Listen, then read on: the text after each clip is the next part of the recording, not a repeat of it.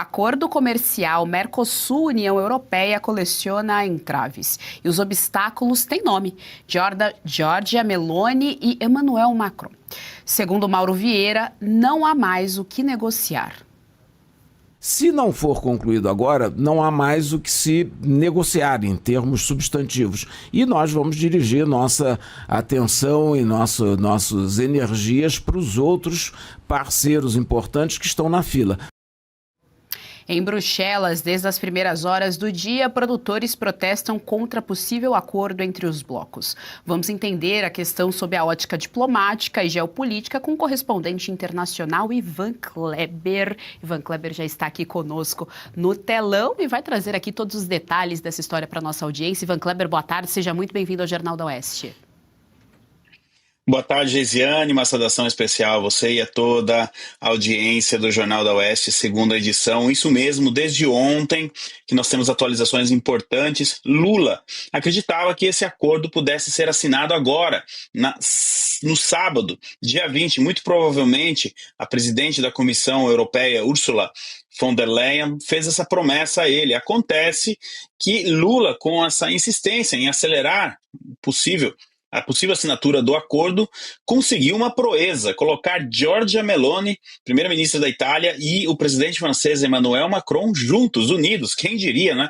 A Giorgia Meloni, que tem uma visão de mundo completamente diferente do Macron, neste caso, aí está aliada com o presidente francês. Ontem à noite, segundo o jornal Financial Times, e isso repercutiu hoje de manhã aqui na Europa, Geisiane, Lula declarou que ou o acordo seria assinado agora, ou então ele não seria mais assinado enquanto ele, Lula, fosse presidente. Ele tentou colocar essa pressão, isso porque Giorgia Meloni, ontem à tarde no parlamento italiano, fez um discurso dizendo que as condições ainda não estavam definidas e que, portanto, era prematuro assinar o acordo.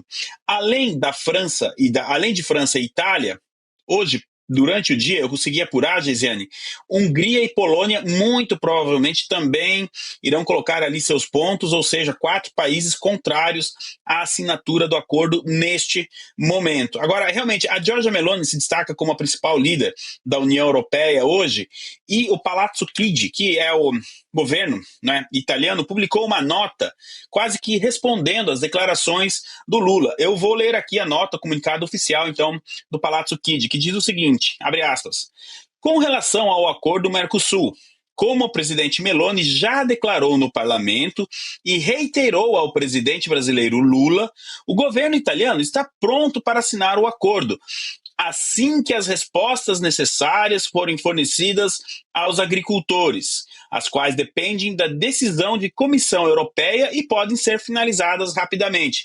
Basicamente, o que o governo italiano, e aí também o governo francês nesse caso, estão exigindo é uma remodelação na questão do acordo relacionada ao agronegócio, porque tanto italianos quanto franceses temem que as prateleiras de supermercados na Europa sejam inundadas com produtos agrícolas brasileiros, o que dificultaria, atrapalharia o agronegócio europeu, ou seja, cada um aí puxando, né, os seus interesses. Agora, falando em agricultores, eles saíram às ruas hoje de Bruxelas.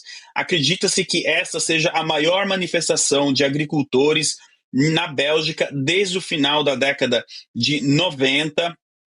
Todos os países membros da União Europeia, 27 países, estão representados ali, pelo menos tem um agricultor de cada país, justamente realizando esse protesto contra esse possível acordo da União Europeia e o Mercosul, além de outras questões internas da União Europeia relacionadas ao agronegócio. Então, quando o Mauro Vieira vem a público e diz que já não há mais o que negociar, etc., e vamos caminhar, na verdade é uma maneira dele tentar colocar alguma pressão sobre os líderes europeus para assinar o acordo até sábado, agora, dia 20. Acontece que o Mauro Vieira está desmoralizado. Nós não sabemos mais quem é o ministro das Relações Exteriores do Brasil, se é o Mauro Vieira ou o Joesley Batista. E o pior é que isso não é nem meme, nem retórica. A gente tem que realmente fazer essa pergunta diante das notícias que nós tivemos essa semana, não é mesmo, Geisiane? Pois é, Ivan, eu vou trazer aqui os nossos comentaristas à tela, os nossos analistas. O João Paulo, da audiência, ele falou exatamente isso, Ivan Kleber, Fabi Serrão. Manda a JBS lá que eles resolvem, é só acionar os irmãos Batista, que eles estão sabendo mais de relações internacionais, estão mais no Itamaraty do que o Mauro Vieira e o Celso Amorim. Serrão, nós estamos com o nosso queridíssimo Ivan Kleber, sua pergunta. Ivan Kleber, o que impressiona a gente nessas imagens é que agro forte esse agro da Europa, hein? Já pensou se a gente tivesse o agro brasileiro agindo dessa maneira, com protestos veementes para exigir que as coisas mudassem favoravelmente ao setor? Caramba, Lula estaria em maus lençóis. Mas a coisa não é bem assim. O que você avalia que vai ser realmente o impacto desse acordo? Esse acordo, ele já nasce morto? Ele nasce capenga? A pressão dos agricultores europeus será mais forte do que a vontade de fazer um acordo no papel que, no fim das contas, vai acabar não funcionando? Olá, Serrão, sempre uma alegria estar aqui com você no Jornal da Oeste, na segunda edição. Olha só, realmente você destaca um ponto muito importante, a capacidade de organização desses agricultores. Essa manifestação em Bruxelas não é a única prevista, eles estão se organizando para fechar várias rodovias na França. Agora, Serrão, você pode imaginar, né, assim como na França, em qualquer outro país, as rodovias fechadas no final de semana que antecede o Natal, né, e o fim de ano. O ministro dos Transportes da França, inclusive, tentou negociar ali com alguns sindicatos de agricultores para que eles não façam isso, só que a informação que eu tenho é que esses agricultores que estão aí, que a gente consegue ver graças à gentileza da nossa direção que disponibiliza a imagem, eles estão dispostos a passar o Natal em manifestação, em protesto, porque essa questão toda envolvendo não só o Mercosul, mas outros pontos internos ali da União Europeia é extremamente importante. Eles dependem de um bom acordo com o Mercosul, dependem de outras questões ali para continuar até a atividade agrícola. Então, para eles, voltar para casa agora de mãos abanando não é uma opção. Então, existem várias vertentes ali dentro da organização que pretende organizar a manifestação, esse bloqueio de rodovias, continuar ali tomando conta de Bruxelas. Você imagina, Bruxelas não é uma cidade, uma metrópole tão grande, 500 tratores aproximadamente que eles conseguiram colocar ali já foi suficiente para parar a cidade e mandar esse recado bem forte. Então, o Serrão, nesse contexto, se tudo isso já está acontecendo antes da assinatura do acordo, você imagina depois. E agora, convenhamos, é um pouco de presunção. Eu gostei de você usar o termo acordo capenga, e muito por conta dessa presunção do lado brasileiro, que acredita que apenas jogando uma pressão para cima da União Europeia vai conseguir resolver a questão. Eu não sei o que a Ursula von der Leyen prometeu para o Lula, ela disse que faria, que assinaria esse acordo dia 20. Agora, vamos destacar o seguinte aqui, né, Serrão? A gente trouxe bastante durante o ano aquele book de casamento do Lula com o Macron no início do ano, aquelas fotinhas na Amazônia, a Janja daqui para lá, de lá para cá e tal. Só que quando chega na hora do vamos ver, não tem book de casamento, não tem mãozinha dada que resolva. O Macron, se ele assinar esse acordo, ele está praticamente anunciando o fim do governo dele na França. O Macron não pode assinar esse acordo como está. Então, aí a fotinha fica para recordação e a realidade é bem outra, e a realidade está lá em Bruxelas agora, manifestando, e são os agricultores europeus. Geisiane, eu devolvo para você. Mais uma informação aqui para a nossa audiência, para os nossos analistas, Ivan Kleber, a gente precisa colocar nessa conta também aquela importação de tilápia que aconteceu. E por que estou trazendo ela aqui à tona? Porque a JBS está envolvida. O governo Lula autorizou a JBS a importar tilápia do Vietnã. Agora, a grande questão é que nós, o Brasil, é o quarto maior produtor de tilápia do mundo. Então, de novo, os irmãos Batista, em mais um negócio da China, podemos chamar, porque são tantos negócios, mais um negócio da China aí envolvendo as relações diplomáticas, envolvendo a economia do nosso país. Fabi, nós estamos com o nosso querido Ivan Kleber, sua pergunta. Oi, Ivan, boa tarde. Vou colocar uma situação aqui de, inclusive, devagar um pouco, mas é preciso. A gente está começando a ver esses atos aí em Bruxelas e tem um pouquinho de repressão, né, policial porque parece-me que pode sim escalar para atos violentos. No entanto, a gente sabe que eles estão defendendo os seus próprios direitos e tem aquela palavrinha chamada soberania, sabe? E a soberania, né, da própria população, a questão da Meloni, ela foi muito bem em dizer que a questão de acordo internacional é sensível, né, ela tem, assim como a gente fala do Trump, que o Trump tem que olhar primeiramente para o próprio país, a premier aí da Itália também está dizendo que vai olhar para o próprio país. A minha pergunta é, há chances disso escalonar aí para frente em atos bem violentos e a gente ver como a gente já viu no passado, né, essa repressão policial e que não é nada parecido com os atos do 8 de janeiro? Olá, doutora Fabi.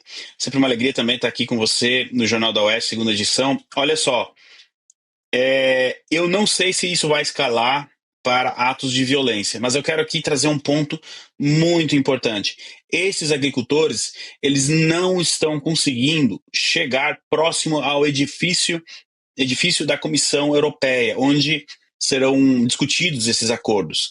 A tão democrática União Europeia não permite que os agricultores cheguem pelo menos da rua do edifício. Então foram organizadas várias barricadas pelas forças de segurança de Bruxelas para justamente impedir que os agricultores conseguissem esse acesso. A primeira barricada não durou 10 minutos, com os tratores, não é? Os agricultores conseguiram fazer esse rompimento. A segunda barricada demorou um pouquinho também, mas eles conseguiram. E agora, pela informação que eu tenho, eles estão ali tentando negociar com a polícia um caminho para que eles consigam, pelo menos então, sem os tratores, mas que eles consigam realizar esse protesto próximo ao edifício da Comissão Europeia. Então aqui a gente tem uma questão sociológica que é justamente o povo, que é o principal interessado, né, não consegue chegar sequer perto de onde está sendo negociado, muito provavelmente o futuro deles. Eu não vou nem falar do povo do Brasil, porque isso eu acho que passou tão despercebido, né? A gente aqui na Oeste está noticiando, enfim, outras mídias independentes, mas em geral acho que poucas pessoas no Brasil sabem que está sendo negociado um acordo com o Mercosul e nós não conhecemos os detalhes, as letras miúdas desse contrato entre o Mercosul e o Brasil. Vai saber o que o Brasil não concedeu ali de soberania, né? E sobre a questão, doutora Fabi, de uma possível escalada, o que eu estou acompanhando é que essa manifestação ela está focada em Bruxelas justamente porque é a sede da Comissão Europeia. Mas, como eu já trouxe, né, a gente tem informação aí de possíveis bloqueios de rodovias francesas e existe já o início de uma organização para que os agricultores que não puderam ir a Bruxelas, nos seus países, comecem a organizar manifestações internas em seus países. Eu acredito que os agricultores da Itália, eles em um primeiro momento vão dar esse apoio, visto que a primeira-ministra Meloni está do lado deles nessa questão, então pode ser que eles possam cruzar a fronteira, ir até outros países para organizar a manifestação. E uma segunda etapa, pelo que eu pude acompanhar, os agricultores, doutora Fabi, eles sabem do poder que eles têm. E alguns já começam a especular a possibilidade de simplesmente cruzarem os braços. E a gente sabe que se o agricultor cruza o braço e não sai para trabalhar, no outro dia falta ovo na prateleira do supermercado, falta verdura fresca, falta legumes, começa a faltar produtos nas prateleiras dos supermercados. Se não me engano, foi em janeiro de 24, os agricultores europeus na Alemanha fizeram algo semelhante e eles conseguiram ali que algumas de suas demandas fossem atendidas. Aparentemente, estamos no mesmo, indo pelo mesmo caminho. Gesiane, eu devolvo para você. Muito obrigada, Ivan Kleber, pelas suas informações aqui no nosso Jornal da Oeste. Até a próxima. Gostou do conteúdo que viu por aqui no canal da Revista Oeste? Compartilhe e deixe o seu like.